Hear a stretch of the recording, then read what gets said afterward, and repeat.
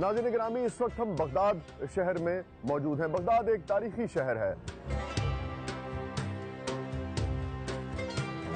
اور یہ علاقہ اس وقت جہاں ہم موجود ہیں، یہ علاقہ محلہ باب الشیخ کہلاتا ہے، اور یہ محلہ باب الشیخ اس لیے کہلاتا ہے کیونکہ یہاں پر حضرت شیخ عبد القادر جیلانی رحمۃ اللہ علیہ کا مزار واقع ہے۔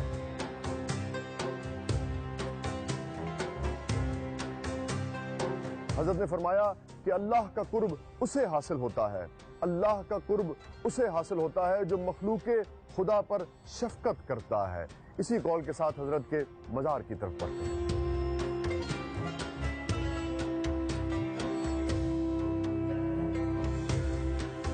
ناظرین گرامی، جو بیرونی دروازہ ہے حضرت کے مزار کا، یہ اس کا پہلا برآمدہ ہے، اور آپ دیکھ سکتے ہیں کہ خدام یہاں اس وقت صفائی پر مامور ہیں اور کثرت سے مزار کی صفائی کی جاتی ہے، چونکہ زائرین کی آمد و رفت کا سلسلہ جاری رہتا ہے۔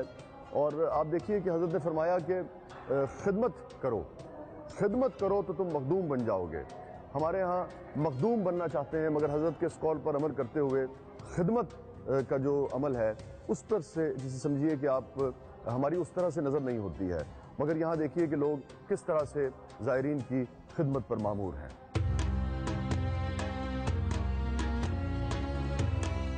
اس وقت ہم حضرت کے مزار کے صحن کے پاس موجود ہیں۔ آپ دیکھ سکتے ہیں کہ حضرت کا جو روحانی جاہ و جلال ہے، جو کمال ہے، جو جمال ہے روحانی، وہ صحن سے عیاں ہے۔ یہ ایک وسیع و عریض صحن ہے، اور میرے عقب میں، صحن کے بھی عقب میں جو بلڈنگ آپ کو نظر آ رہی ہے، یہ بنیادی طور پر وہ جگہ ہے جہاں پہ حضرت شیخ عبد القادر جیلانی رحمۃ اللہ علیہ مدفون ہے۔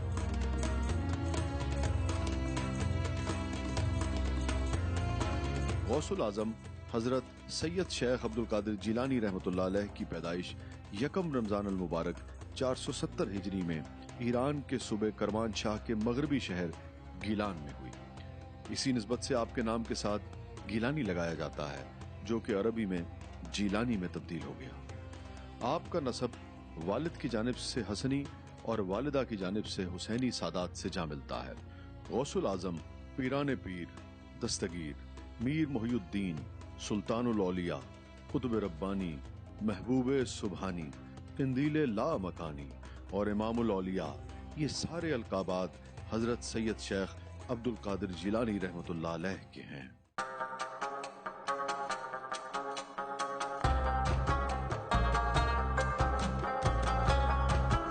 ناظرین گرامی، مختلف صوفیاء کی کرامات کا اکثر ذکر ہوتا ہے، اکثر تذکرہ ہوتا ہے۔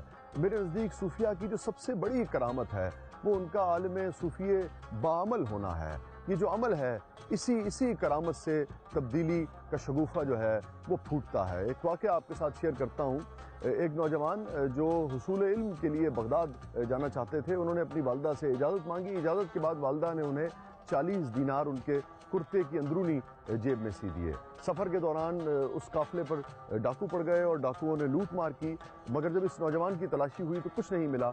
لیکن نوجوان سے جب پوچھا گیا کہ کیا تمہارے پاس کچھ ہے، تو نوجوان نے سچ بولا۔ اس نے کہا کہ ہاں، میرے پاس 40 دینار ہیں، اور اسے پھر ڈاکوؤں کے سردار کے پاس لے جایا گیا تو پتہ لگا کہ 40 دینار جو ہیں وہ جیب کے اندرونی یعنی کہ کرتے کی اندرونی جیب میں سلے ہوئے تھے۔ ڈاکو بہت حیران ہوا۔ اس نے کہا کہ تم جھوٹ بھی بول سکتے تھے، تلاشی تو ہم لے چکے تھے، تم آرام سے آزاد ہو سکتے تھے، لکھ جا سکتے تھے۔ جس پر نوجوان نے کہا کہ میری ماں نے مجھ سے کہا تھا کہ ہمیشہ سچ بولنا، چاہے کیسی ہی حالت، کیسی ہی کیفیت، کیسی ہی مشکل، کیسی ہی صورتحال کیوں نہ ہو۔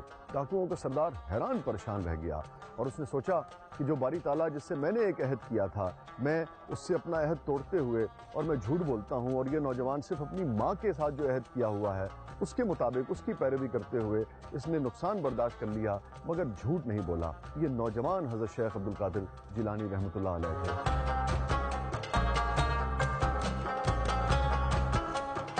اس عمل کی یہ کرامت تھی کہ ڈاکوؤں کا پورا قافلہ جو ہے وہ تائب ہو گیا اور نیکی کی طرف رواں دواں ہو گیا۔ یہ ہے وہ صوفیاء کی کرامت جس سے ہمیں سبق سیکھنا چاہیے۔ آج ہم انہی کے مزار پر موجود ہیں، حضرت شیخ عبد القادر جیلانی رحمۃ اللہ علیہ کے مزار پر، جن کا پیغام ہے سچ۔ حضرت شیخ عبد القادر جیلانی رحمۃ اللہ علیہ ابھی کم سن تھے کہ آپ کے والد بزرگوار کا سایہ آپ کے سر سے اٹھ گیا، جن کا نام تھا حضرت ابو صالح رحمۃ اللہ علیہ، اور آپ کی والدہ ماجدہ اور آپ کے نانا حضرت عبداللہ سمئی جو تھے ان کے کاندھوں پر آپ کی پرورش اور تربیت کی تمام تر ذمہ داری آن پڑی۔ 5 برس کے تھے تقریباً جب آپ کو مکتب میں داخل کرایا گیا، اور آپ 12 برس کے تھے جب آپ کے نانا کا سایہ بھی آپ کے سر سے اٹھ گیا۔ 16 برس کی عمر کے لگ بھگ آپ جیلان سے حصول علم کے لیے، مزید حصول علم کے لیے بغداد تشریف لے گئے۔ بغداد آمد کے بعد تقریباً 7 برس میں آپ نے جملہ علوم و فنون میں مہارت حاصل کی، اور اس کے بعد ظاہری علم میں مہارت حاصل کرنے کے بعد جو علوم باطنی تھے اس کے حصول کے لیے اپنے استاد اور شیخ حضرت ابو سعید مبارک مخزومی کے دست حق پر بیعت کی اور خرقہ خلافت حاصل کی۔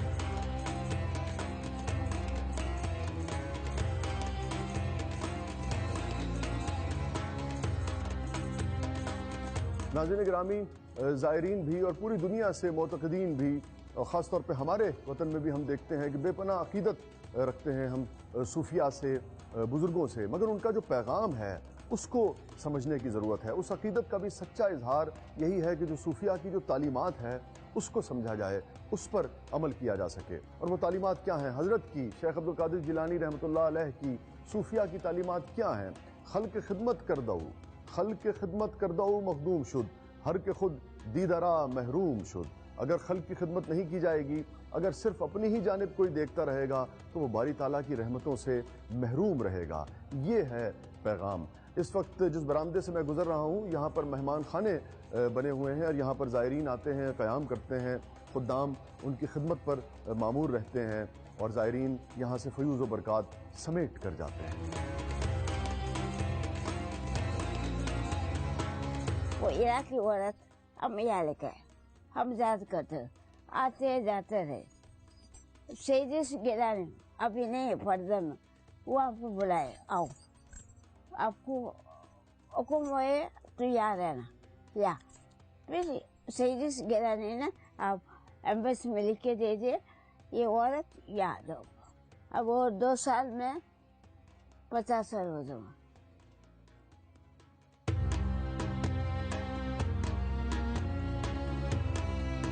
حضرت سید شیخ عبد القادر جیلانی رحمۃ اللہ علیہ غریبوں، فقیروں اور ضعیفوں سے انتہائی نرمی اور شفقت سے پیش آتے تھے۔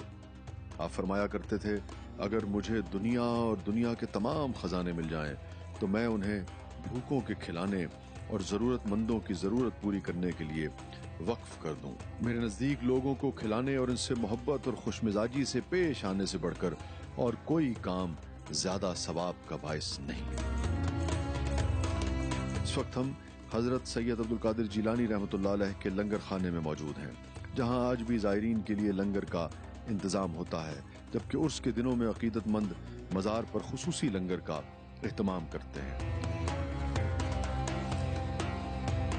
اور خاص طور پہ ہمارا دل یہاں یہ دیکھ کر بہت خوش ہوا کہ بہت ہی اعلیٰ قسم کی خوراک کا انتظام کیا جاتا ہے۔ صفائی ستھرائی کا انتظام بھی یہاں بہت ہی اعلیٰ معیار کا ہے۔